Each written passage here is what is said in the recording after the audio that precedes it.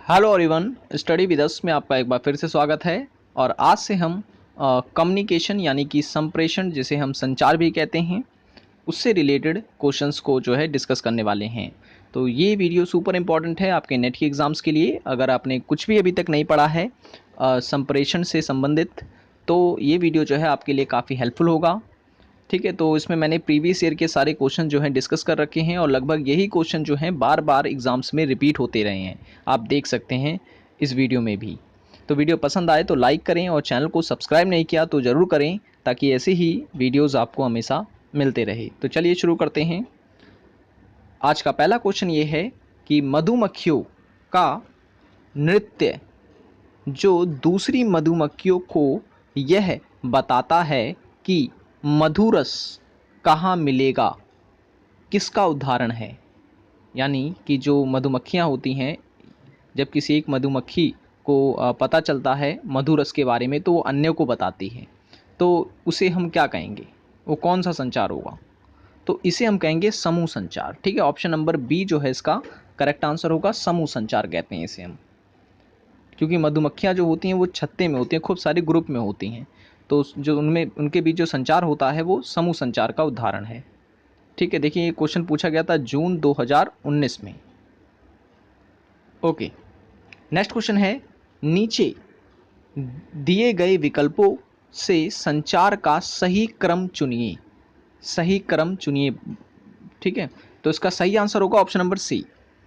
पहले होता है विगोपन, फिर सूचना, फिर प्रत्यायन, फिर व्यवहार संबंधी परिवर्तन।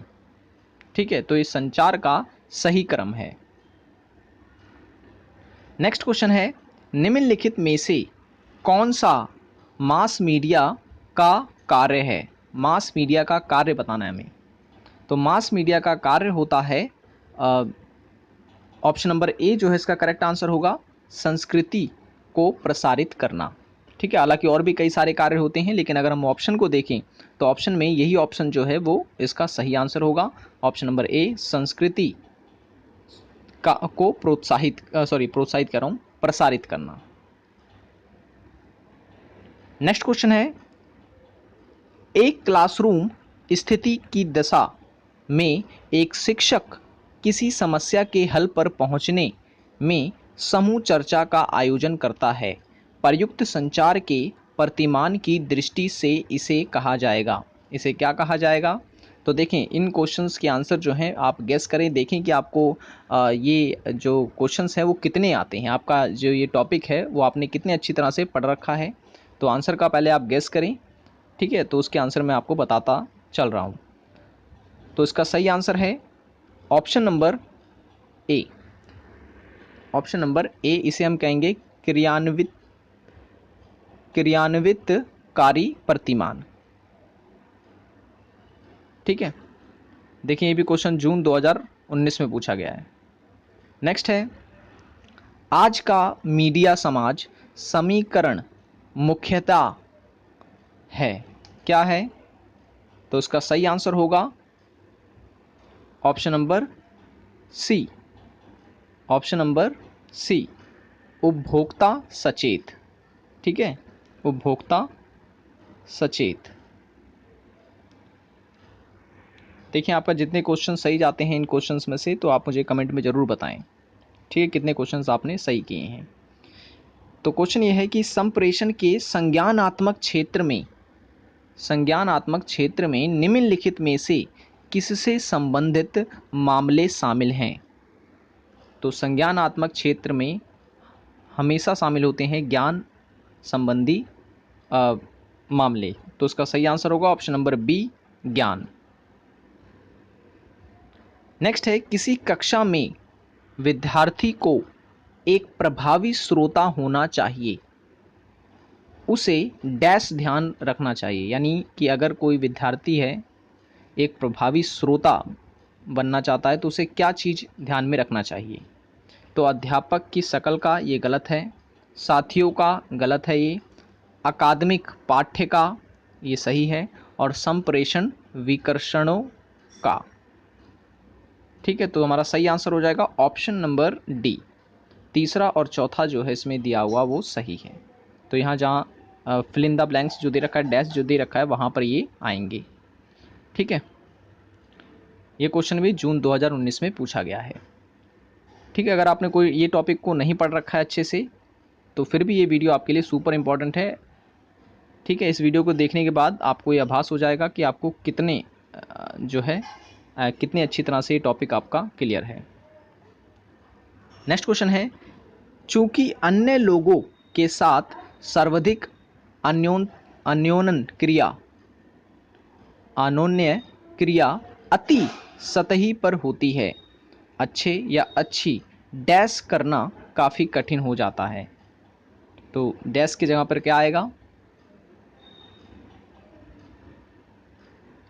तो इसका सही आंसर है ऑप्शन नंबर बी, पूर्व अनुमान।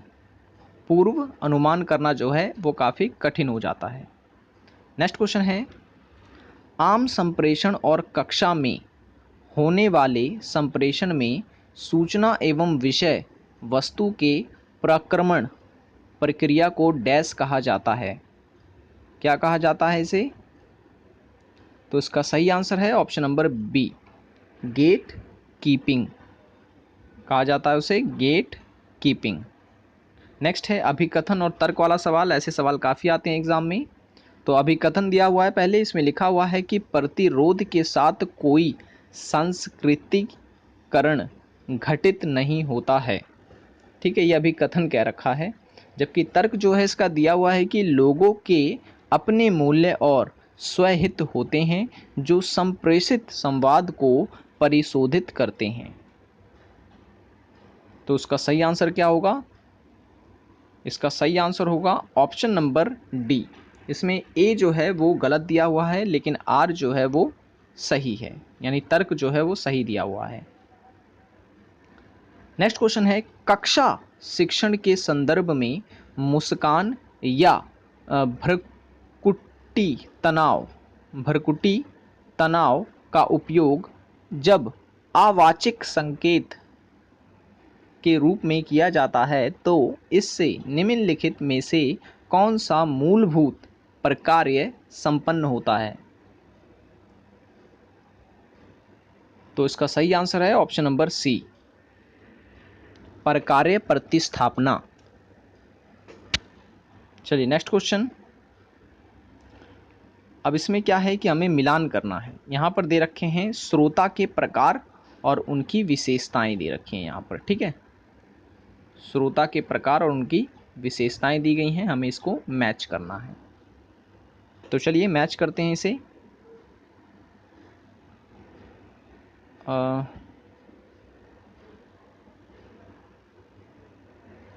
तो इसके अगर ऑप्शन के अनुसार हम लोग चलें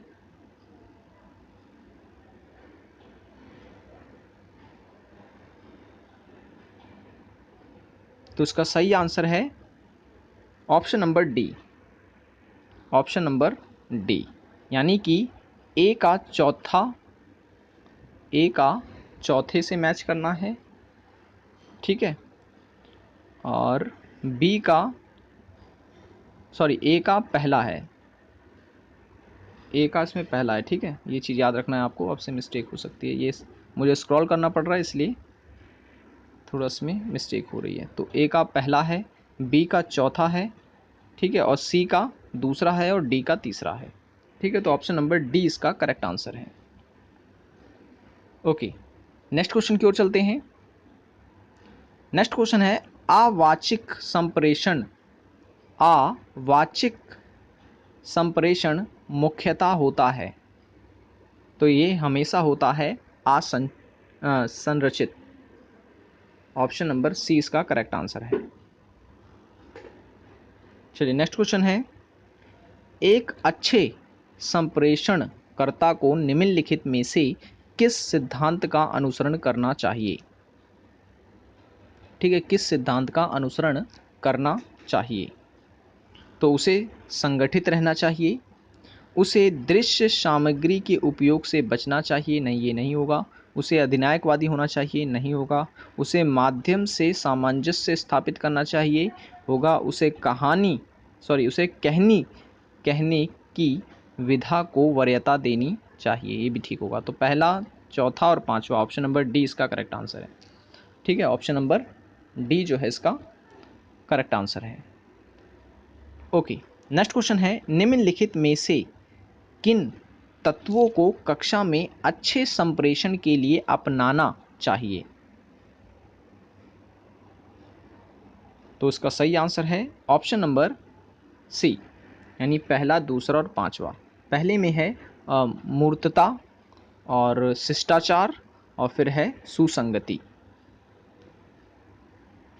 नेक्स्ट क्वेश्चन है, कक्षागत परिस्थिति में संप्रेषण करते समय निम्नलिखित में से कौन से उपागमों को सर्वाधिक उपयुक्त माना जाता है? तो इसका सही आंसर होगा ऑप्शन नंबर डी, तदनुभूतिक एवं प्रयोजनवादी। नेक्स्ट क्वेश्चन है, निम्नलिखित में से कौन संप्रेषण में पराभाषिक कहलाते हैं? निम्नलिखित दिए गए कूट में से अपना उत्तर चुनिए। ठीक है, पराभाषिक पूछ रहा है इसमें, तो इसमें ध्वनि का उतार चढ़ाव भी होगा, और इसमें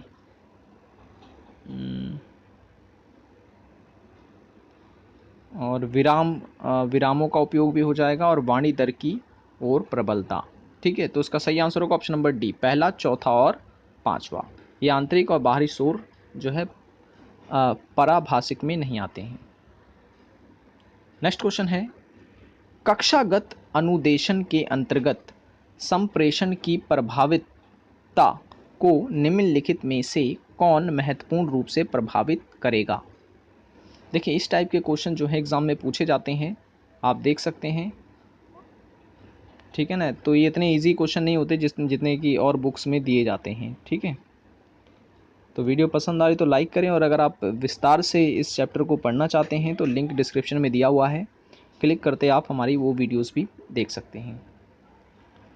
ओके, तो इसका सही आंसर है ऑप्शन नंबर सी,